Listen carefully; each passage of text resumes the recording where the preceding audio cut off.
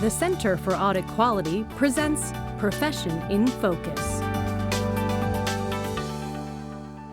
Hello, and welcome to this edition of Profession in Focus. I'm Cindy Fernelli, the Executive Director of the Center for Audit Quality, and I'm pleased to have here with me today Bill Platt, who is the lead for Global Regulatory at Deloitte. Bill, thanks so much for joining us. Thank you, Cindy. Thanks for being here, but also thank you for taking the initiative to start the Profession in Focus video series. I know it's been a little over a year now and almost 30 videos, and I think they really provide a great perspective on what current thoughts are and current hot topics in the profession. So thank you for doing that. No, well, thanks for saying that. And I'm excited to have you here because you will give us a global perspective. So I think that's really important given the complexity of our markets. So let me ask you, from a global perspective, what do you see as the greatest challenge or the greatest challenges facing the profession today? You know, Cindy, when I think about challenges and I think about the globe, and I think to some degree the globe isn't a lot different than the U.S. as you think about it, but I always think about this in terms of what are opportunities for the profession. And I'm going to talk about it in that sense, about what are our opportunities, which can be challenges if not addressed appropriately, but become great opportunities for unlocking value if we do this right. The first couple of things I'll talk about are transformation in the profession. As you know, I've been in the profession for a long time, 38 plus years at this point in time.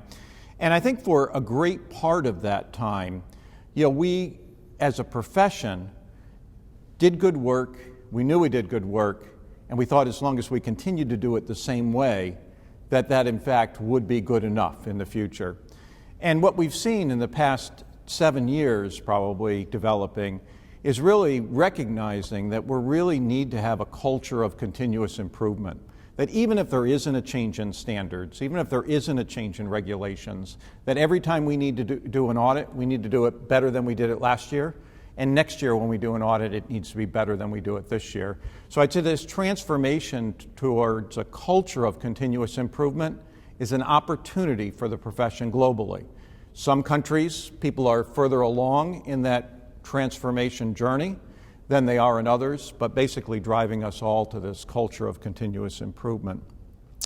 The second thing I would say is really a demand on the profession to be more agile than it's ever been in the past. Agility is key. I mean, we hear day in and day out about the rapid pace of change, and we as a profession are known to be slow changers. We're very conservative.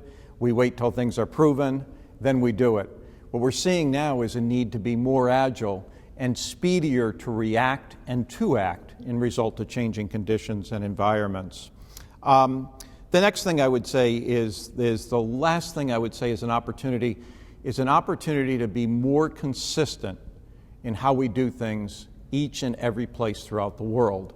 And I think that's a challenge or an opportunity from both a profession standpoint, us driving greater consistency, but also an opportunity from the regulatory standpoint is that we still are a profession that's regulated country by country. And while regulators are driving towards greater consistency, there still is more opportunity for them to be more consistent in their approach to regulation across the globe. Well, let's talk a little bit about regulation across the globe. What trends are you seeing as you look across the landscape about what regulators are doing? You mentioned consistency, both within the profession and in the regulatory world. But are you seeing trends develop? Well, I think what I'm seeing is that from an audit profession regulation standpoint, regulators are more connected today than they've ever been. There's an organization called the International Forum of Independent Audit Regulators, or IFIAR, as it's commonly called.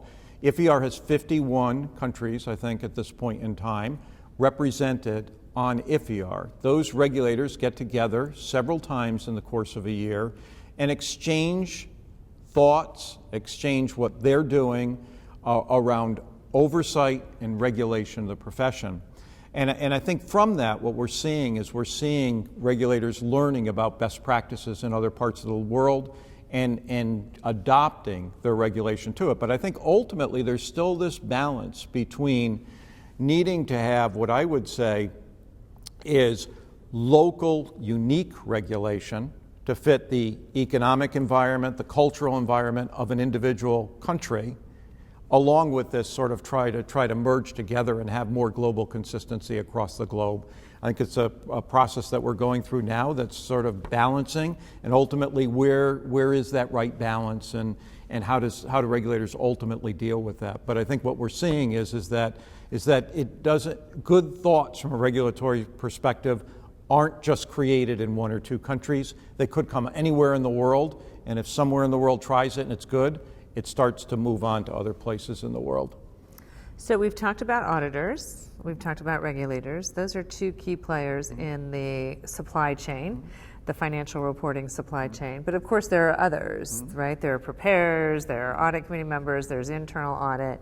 And I know one of the things that's really important is that we keep the dialogue amongst those various parties going.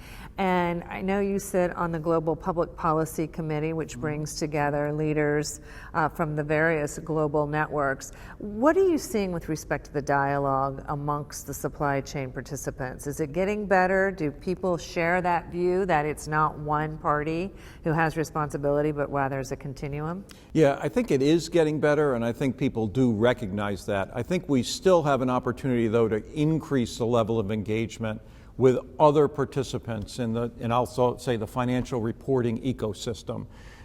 We reach out to and we talk to investors, we talk to audit committees or audit committee governance bodies and those who have interest in governance. But I do think there's an opportunity to do more, and I think there's an opportunity for more engagement. It's sort of interesting and maybe this goes back to, if you think about the evolution of the profession too, most of my career, I think I lived in a world where I would call the profession sort of treating itself from an inside-out perspective. I'm an expert in areas of financial reporting, I'm an expert in controls, I'm an expert in auditing, and so I can tell the outside world, other stakeholders, what's in their best interest. And I think what we're seeing now is that there really is tremendous value from what I call the outside-in perspective. When I go outside and listen to what's on the minds of an investor, or when I go outside and I even listen to what's on the minds of a regulator or an audit committee member, what it does is it causes me to think about their concerns, their priorities, and start to think about, well, what's the best way I can provide a solution that provides value to their needs. And so I think what we're seeing is more and more of this, what I'd call outside in, as opposed to just sort of sitting down and thinking that we can sort of say this is what we think is good for everybody. And I think that's going to unlock a tremendous amount of value in the profession, because I think there's a lot of things we can do to help others do their roles better.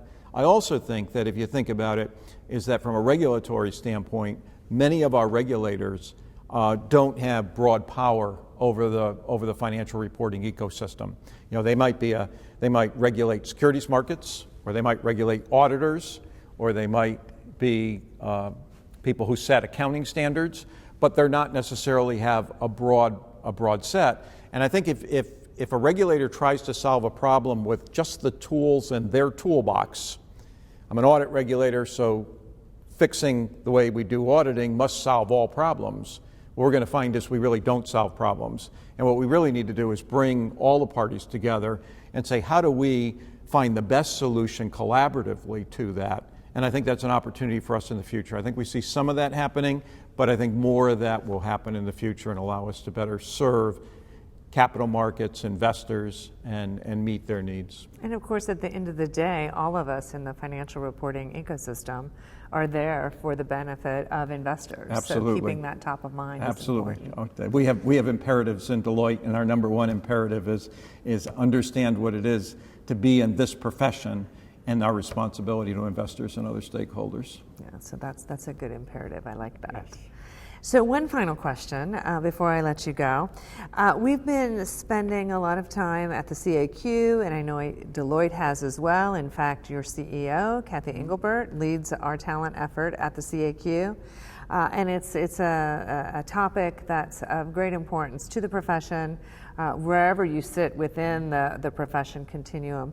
What advice would you give a young person considering a career in accounting and auditing? If you want a fun career, if you want excitement, if you want to learn a lot, you want to be able to advance and do a lot of different things. And some would say, looking at me, I know a lot of people, when I go and visit universities,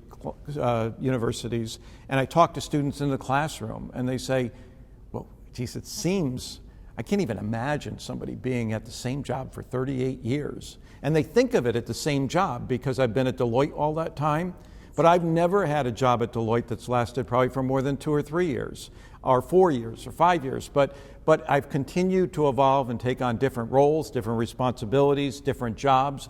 And within an organization like any of the large firms and like Deloitte, you can have multiple jobs throughout a career, even though you're tied to the profession and driving a common interest throughout that time. And that's very exciting, I would think. Yes, it is exciting and rewarding. Well, Bill, thank you for sharing your insights with us. You've been fantastic, and it's great to get your perspectives not only on the profession, but from the global platform. So I appreciate that. And I want to thank all of you for joining us for this edition of Profession in Focus.